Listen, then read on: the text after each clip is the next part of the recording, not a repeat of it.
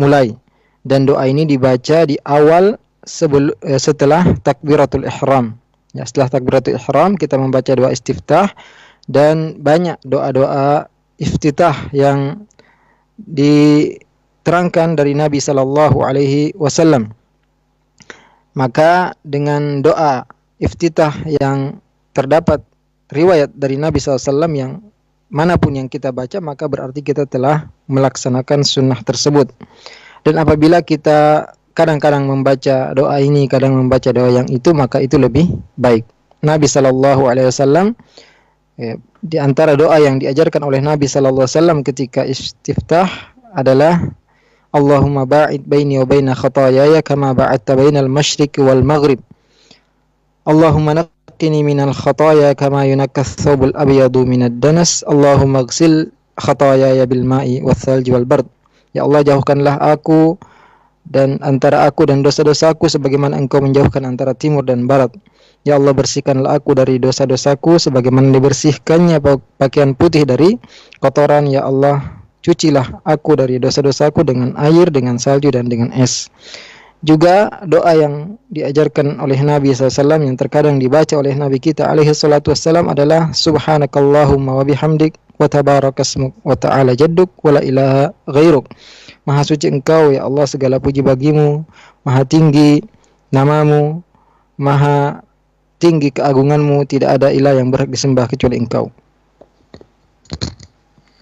وهذه الصيغ منها ما هو ثناء على الله وتمجيد مثل سبحانك اللهم وبحمدك، ومنها ما هو دعاء وسؤال مثل اللهم باعد بيني وبين خطاياي، ومن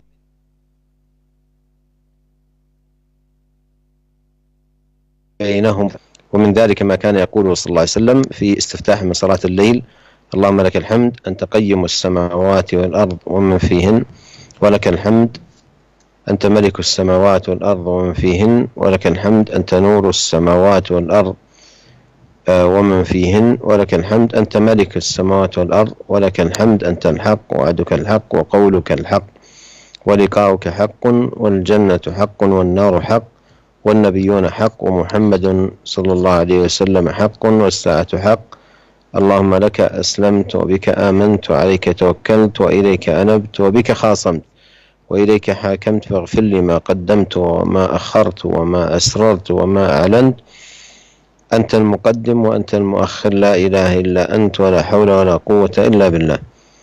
وهذا الاستفتاح العظيم بجمله الكثيرة من أطول الاستفتاحات المأثورة عن النبي عليه الصلاة والسلام، وكان يقوله في استفتاحه لصلاة الليل، وهو استفتاح جامع بل يعد متنا جامعا لأمهات العقيدة وأصول الدين. وحفظ المسلم له وعنايته به بأن يستفتح صلاته بكل ليلة من أعظم الأمور التي يحصل بها تجديد الإيمان وتقويته في القلب، وهذا هو مقصود الأذكار الشرعية الماثورة عن النبي الكريم صلى الله عليه وسلم. Dan doa-doa iftitah ini ada yang mengandung pujian dan pengagungan kepada Allah Subhanahu wa taala. Di antaranya adalah subhanakallahumma bihamdik, maha suci Engkau, segala puji bagimu. Juga ada yang mengandung doa dan permintaan kepada Allah Subhanahu wa taala seperti doa Allahumma ba'id baini wa baina khataayaya, ya Allah jauhkanlah antara aku dan antara kesalahan-kesalahanku. Juga ada doa-doa yang menggabung di antara keduanya, pengagungan dan pujian kepada Allah.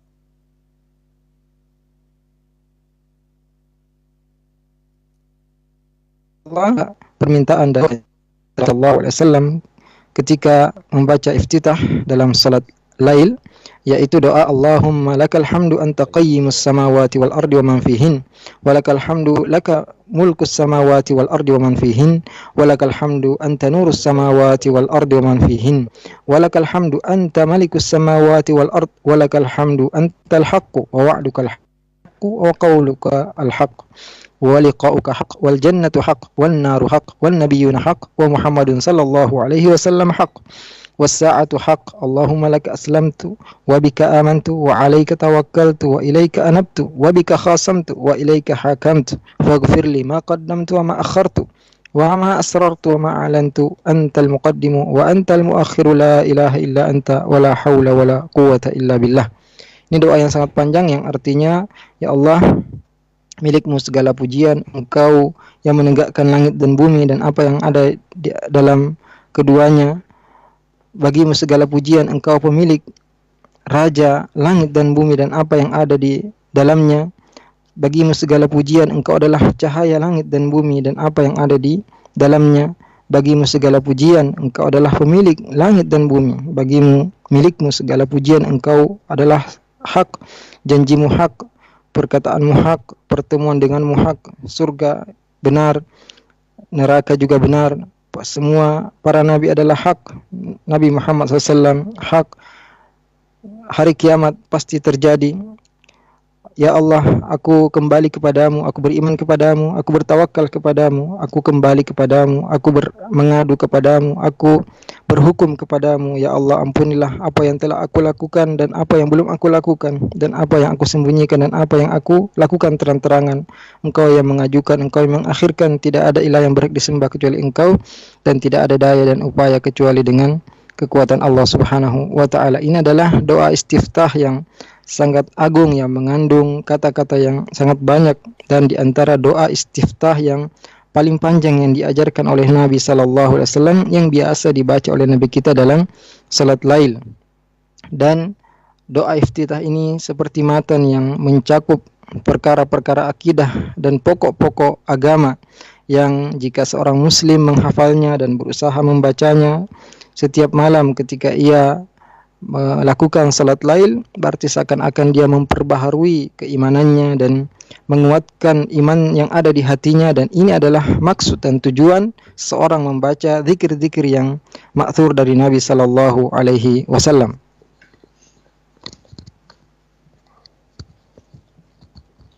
قال رحمه الله في عده لسنن الصلاة: جعل كف اليد اليمنى على اليسرى فوق الصدر حين القيام قبل الركوع وبعده، أي بعد الرفع من الركوع. وللمصنف رحمه الله رسالة خاصة في ذلك مسمات بتمام الخشوع في وضع اليدين على الصدر بعد الركوع. وأورد رحمه الله ما يدل لذلك من أدلة. وهذا الوضع اليدين اليمنى على اليسرى هيئة ذل وخضوع وانكسار بين يدي الله، وهو أجمع للقلب في الصلاة، لأنها لو كانت اليد مرسلة وطليقة ربما ينشغل المرء بتحريكها ونحو ذلك، لكن إذا قبض اليمنى على اليسرى ففيها سكون وطمأنينة إضافة إلى ما فيها من الذل لله، فهي وقفة متذلل خاضع بين يدي ربه جل في علاه. وسواء وضع كفه على الرسغ أو وضعها على الساعد، كل منهما جاءت به السنة كما قال الشيخ رحمه الله: وإن جعلها على الرسغ والساعد وصارت أطرافها على الساعد فهذا هو الأفضل، وإن جعلها على الذراع فهو سنة أيضا.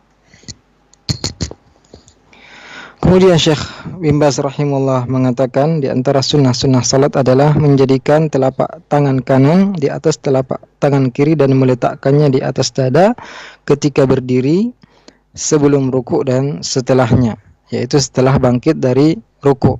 Penulis kitab ini Syekh bin Baz rahimahullah mempunyai kitab khusus yang bernama Tamamul Khusyu' fi Wad'il Yadaini 'ala Sadri ba'da ruku', kesempurnaan khusyuk dengan meletakkan kedua tangan di atas dada setelah ruku'.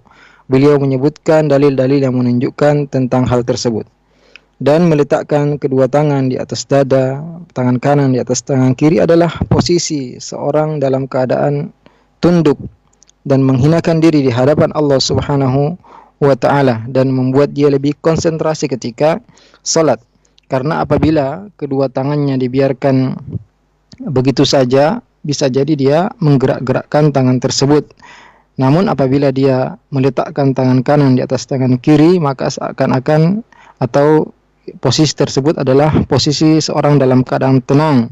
Juga posisi tersebut adalah posisi seseorang tunduk dan menghinakan diri di hadapan Allah Subhanahu wa ta'ala.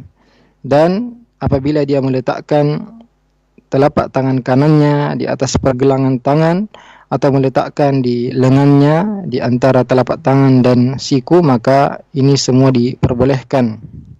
Sebagaimana perkataan Syekh bin Baz rahimahullah, dan apabila dia letakkan di atas pergelangan tangan atau di antara pergelangan tangan dan siku, maka ini juga lebih afdal dan lebih utama. Dan apabila dia letakkan di lengannya, itu juga termasuk sunnah. Qala rahimahullah, raf'u al-yadayn madmumatay al-asabi' mamdudatan hadwa al-mankibayn aw al-udhunayn 'inda at-takbirah al-ula wa 'inda ar-ruku' wal-raf' minhu وعند القيام من التشهد الأول إلى الثالثة. هذه 4 مواضع يشرع للمسلم أن يرفع فيها يديه مضمومة الأصابع، أي ليست مفرجة الأصابع، وهذا الرفع يكون إلى حذو المنكبين أو فروع الأذنين لمجيء السنة الصحيحة عن رسول الله صلى الله عليه وسلم بهذا وهذا. جاء في بعض الأحاديث يحاذي بهما منكبيه، وجاء في بعضها يحاذي بهما فروع أذنيه، فمن السنة أن يرفع يديه في هذه المواطن ال4 لما في البخاري عن عبيد الله عن نافع أن ابن عمر كان إذا دخل في الصلاة كبر ورفع يديه، وإذا ركع رفع يديه، وإذا قال سمع الله لمن حمده رفع يديه، وإذا قام من الركعتين رفع يديه. ورفع ذلك ابن عمر إلى النبي صلى الله عليه وسلم. ومن السنة ما زاد عن 1 في تسبيح الركوع والسجود، قول سبحان ربي العظيم في الركوع وسبحان ربي الأعلى في السجود مرة واحدة. مرة واحدة، هذا من واجبات الصلاة. ذلك قال ما زاد على قول ربنا ولك الحمد بعد القيام من الركوع، أيضا هذا من السنن، بعد الرفع من الركوع يقول ربنا ولك الحمد، يقولها الإمام والمأموم والمنفرد. ثم ما زاد على ذلك مما ورد كله من السنن، مثل حمدا كثيرا طيبا مباركا فيه كما يحب ربنا ويرضى، أو ملء السماوات وملء الأرض وما بينهما وملء ما شئت من شيء بعد أهل الثناء والمجد، أو اللهم طهرني بالثلج والبرد والماء البارد، اللهم طهرني من الذنوب والخطايا كما ينقى الثوب الأبيض من الوسخ. Kemudian Syekh bin Baz rahimahullah mengatakan di antara sunnah-sunnah salat adalah mengangkat kedua tangan dengan merapatkan jari-jari sejajar dengan 2 pundak atau 2 telinga ketika takbiratul ihram, ketika ruku, ketika ingin ruku, dan ketika bangkit dari ruku, dan ketika bangkit dari tasyahud pertama untuk rakaat ketiga. Ini adalah 4 keadaan disyariatkan bagi seorang muslim untuk mengangkat kedua tangannya dengan merapatkan jari-jarinya, ya, tidak melebarkannya. Dan seorang yang sholat mengangkat kedua tangannya sampai sejajar dengan 2 pundaknya atau sejajar dengan 2 ujung telinganya. Karena hadis-hadis yang sahih menjelaskan tentang hal tersebut. Di antara hadis-hadis yang menerangkan tentang hal tersebut adalah hadis yuhadhi bihima mankibaihi, yaitu beliau mengangkat kedua tangannya sejajar dengan 2 pundaknya. Juga dalam riwayat yang lain yuhadhi bihima furu'a udhunaihi, beliau mengangkat kedua tangannya sejajar dengan 2 sampai sejajar dengan 2 telinganya. Maka disunnahkan bagi seorang yang salat untuk mengangkat kedua tangannya di 4 keadaan yang kita sebutkan tadi.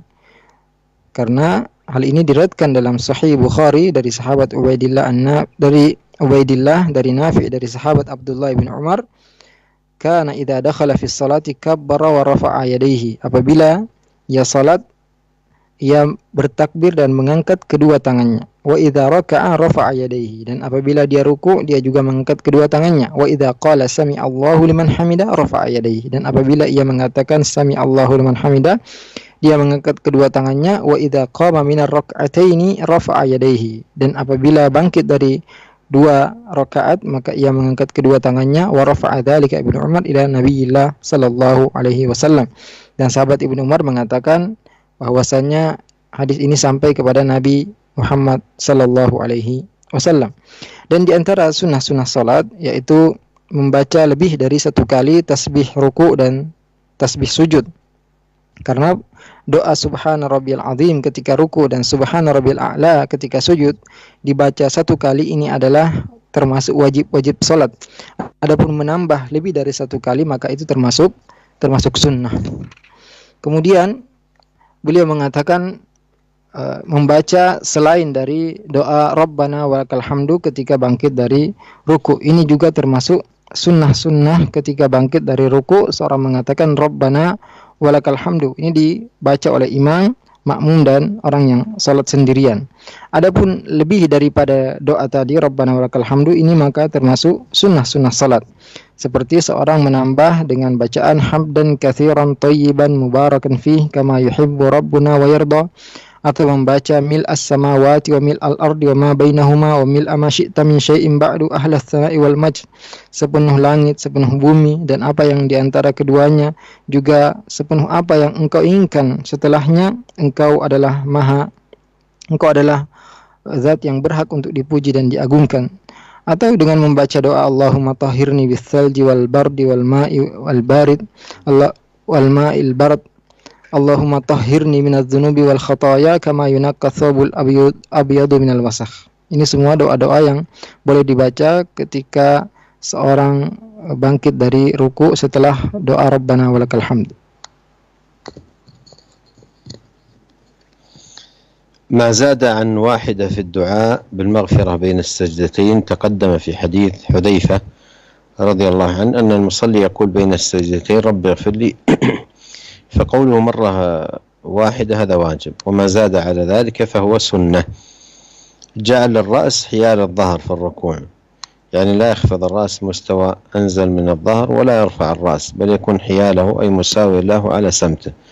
وقد جاء في صحيح مسلم من حديث أم المؤمنين عائشة رضي الله عنها في وصفها لصلاة النبي عليه الصلاة والسلام أنها قالت كان إذا ركع لم يشخص رأسه ولم يصوبه ولكن بين ذلك. Kemudian selanjutnya di antara sunnah salat yaitu membaca lebih dari satu kali doa Rabbi Ghfirli. Karena dalam hadis Udzaifah disebutkan bahwasanya doa yang dibaca di antara dua sujud adalah Rabbi Ghfirli, dan membaca doa ini satu kali ini adalah wajib salat. Adapun membaca lebih dari satu kali maka ini termasuk sunnah salat. Berikutnya sunnah salat adalah meluruskan antara kepala dengan punggung ketika ruku, tidak menurunkannya sekali atau mengangkatnya lebih tinggi daripada pundak, tidak mengangkat kepalanya akan tapi sejajar dengan punggungnya. Dan keterangan tentang hal ini terdapat dalam Sahih Muslim dari hadis Ummul Mukminin Aisyah radhiyallahu anha. Ketika beliau menjelaskan salat Nabi sallallahu alaihi wasallam, beliau mengatakan kana idza raka'a lam yushkhis ra'sahu wa lam yusawwibuhu. Apabila beliau ruku, beliau tidak mengangkat kepalanya juga tidak menurunkannya, walakin baina dzalik, akan tapi di antara kedua hal tersebut. مجافاة العضدين عن الجنبين والبطن عن الفخذين والفخذين عن الساقين في السجود، وهذه المجافاة ثابتة من فعله صلى الله عليه وسلم. وقد بين أهل العلم من فائدة هذه المجافاة أن كل موضع من الجسم يأخذ حظه من السجود، بخلاف إذا جعل أجزاء من الجسم ملتصق بعضها ببعض. فمجافاة العضدين عن الجنبين والبطن عن الفخذين والفخذين عن الساقين أكمل في هيئة العبد وتذلله في سجوده لربه تبارك وتعالى. Di antara sunnah salat ketika sujud, menjauhkan antara dua tangan dari dua pinggang, menjauhkan perut dari dua paha, dan menjauhkan kedua paha dari dua lutut. Dan perbuatan ini dilakukan oleh Nabi sallallahu alaihi wasallam, dan para ulama menjelaskan bahwasanya faidah menjauhkan anggota badan tersebut adalah agar ketika seorang sujud benar-benar semua anggota tubuh mendapatkan porsinya ketika sujud. Adapun apabila dia melekatkan antara satu dengan yang lainnya, tidak menjauhkan antara dua tangan dan dua pinggang, mendekatkan antara perut dan dua paha, antara paha dan dua lutut, maka ini jauh dari kesempurnaan salat seseorang. رفع الذراعين عن الأرض حين السجود كما جاء في الحديث فإذا سجد وضع يديه غير مفترش ولا قابضهما. جلوس المصلي على رجله اليسرى مفروشة ونصب اليمنى في التشهد الأول وبين السجدتين، وهذا جاء في حديث عائشة رضي الله عنها في صحيح مسلم كان يفرش رجله اليسرى وينصب رجله اليمنى. Juga di antara sunnah-sunnah salat mengangkat kedua lengan dari lantai ketika sujud. Dalam hadis disebutkan apabila Nabi sallallahu alaihi wasallam sujud, beliau meletakkan kedua tangannya dan tidak membaringkannya ke lantai. Juga di antara sunnah-sunnah salat yaitu ketika seorang duduk di antara dua sujud atau tasyahud awal, dia duduk dengan duduk iftirash, yaitu meletakkan telapak kaki kirinya, membentangkannya dan duduk di atasnya serta menegakkan telapak kaki kanannya. Dalam hadis Aisyah radhiyallahu anha dalam Sahih Muslim disebutkan kana yafrishu rijlahu al-yusra wa yansibu rijlahu al-yumna. Beliau sallallahu dahulu membentangkan telapak kaki kirinya dan menegakkan telapak kaki kanannya.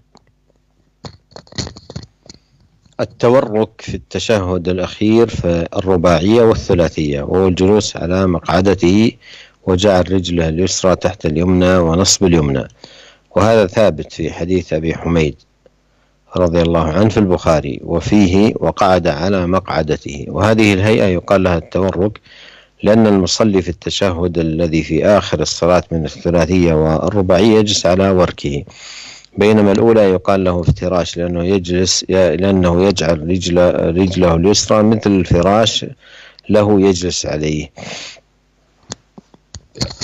Sunnah berikutnya adalah bertawarruk ketika tasyahud akhir dalam salat 4 rakaat atau 3 rakaat, yaitu duduk di atas pantatnya dan menjadikan kaki kirinya di bawah kaki kanannya dan menegakkan kaki kanannya.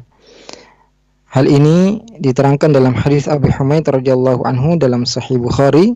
Beliau mengatakan waqa'ada ala maq'adatihi, dan Nabi SAW duduk di atas pantatnya, dan posisi ini posisi tawarruk, yaitu ketika seorang tasyahud di akhir salatnya yang 3 rakaat atau 4 rakaat, dia duduk di atas bagian belakang badannya.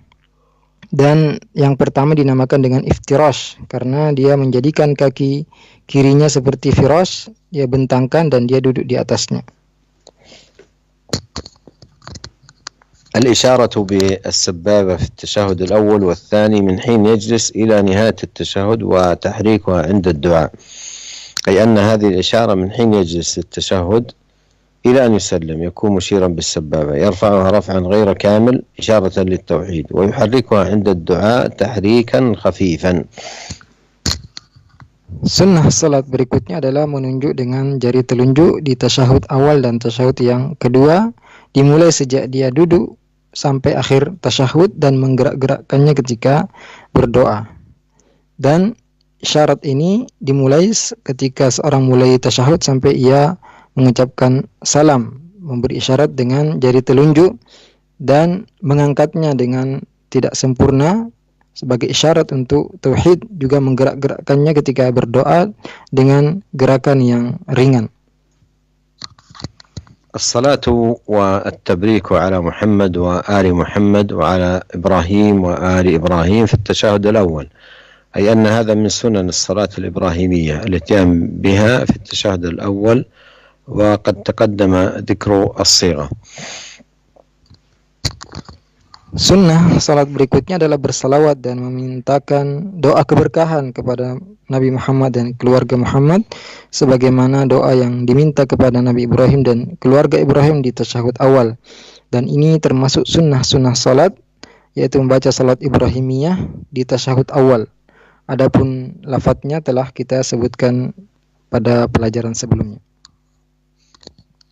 الدعاء في التشهد الأخير تقدم حديث ابن مسعود رضي الله عنه وفيه ثم يتخير بعده من الدعاء ما شاء، فلا يستعجل بالسلام بعد إكمال التشهد والصلاة الإبراهيمية، بل يتخير من الدعاء ما شاء، فإنه موطن عظيم يتحرى فيه الدعاء.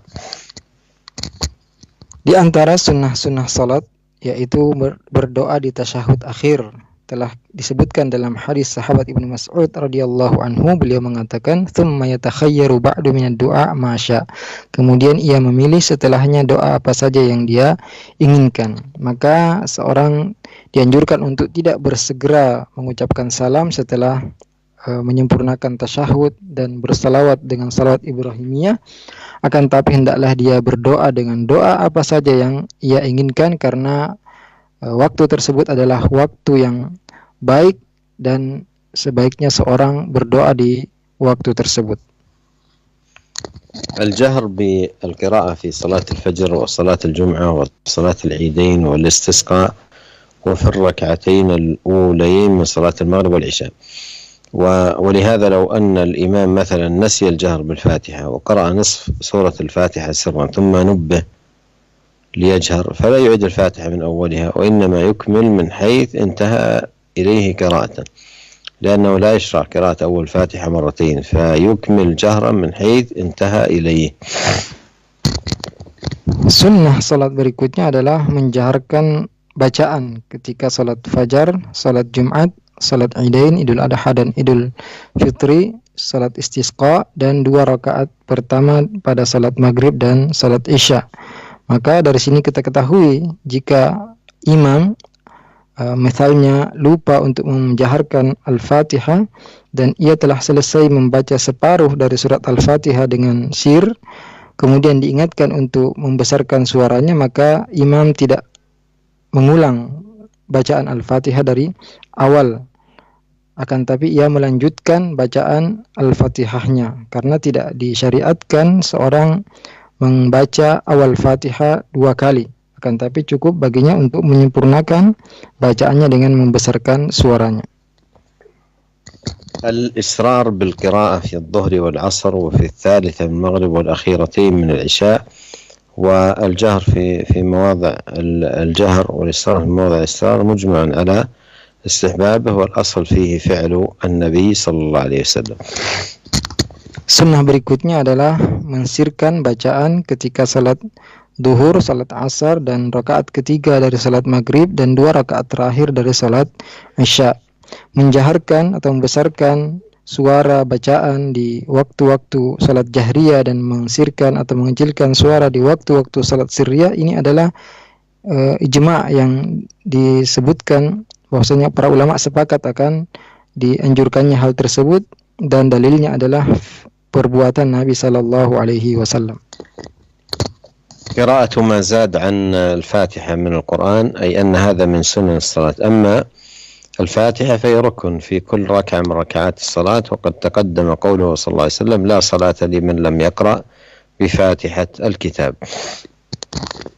Sunnah salat berikutnya adalah membaca selain dari surat Al-Fatihah dari ayat Al-Quran, dan ini termasuk sunnah-sunnah salat. Adapun membaca Al-Fatihah, maka ini adalah rukun di setiap rakaat dari rakaat-rakaat salat.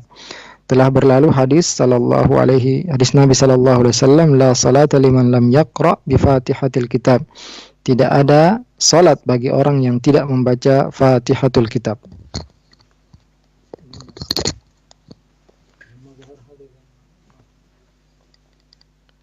قال رحمه الله: مع مراعاة بقية ما ورد من السنن في الصلاة سوى ما ذكر ذلك تنبيها إلى أن ما تقدم ذكره من السنن ليس على سبيل الحصر، وإنما على سبيل المثال.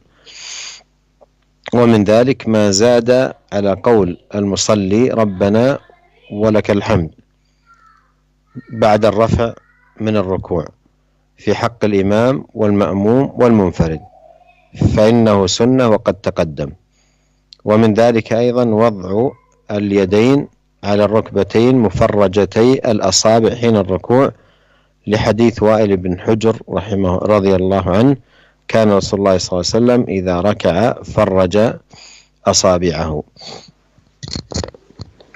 Kemudian beliau Syekh bin Baz rahimahullah mengatakan, juga dengan memperhatikan sunnah-sunnah yang lain dalam salat selain apa yang telah kami sebutkan.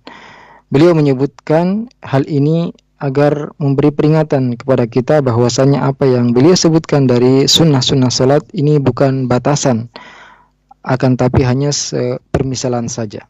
Karena di antara sunnah-sunnah salat yang lain adalah membaca selain dari Rabbana walakal hamdu ketika bangkit dari ruku untuk imam, untuk makmum dan orang yang salat sendirian, karena ini termasuk sunnah. Juga di antara sunnah-sunnah salat yaitu meletakkan kedua tangan di atas kedua lutut dengan melebarkan jari-jari ketika ruku.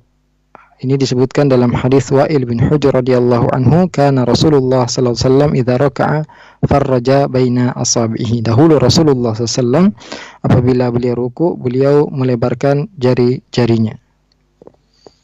ونسأل الله عز وجل أن يوفقنا أجمعين للعلم النافع والعمل الصالح بمنه وكرمه. Semoga Allah Subhanahu wa taala senantiasa membimbing kita untuk mendapatkan ilmu yang bermanfaat dan melakukan amal yang saleh. Sungguhnya Allah Maha mengabulkan doa.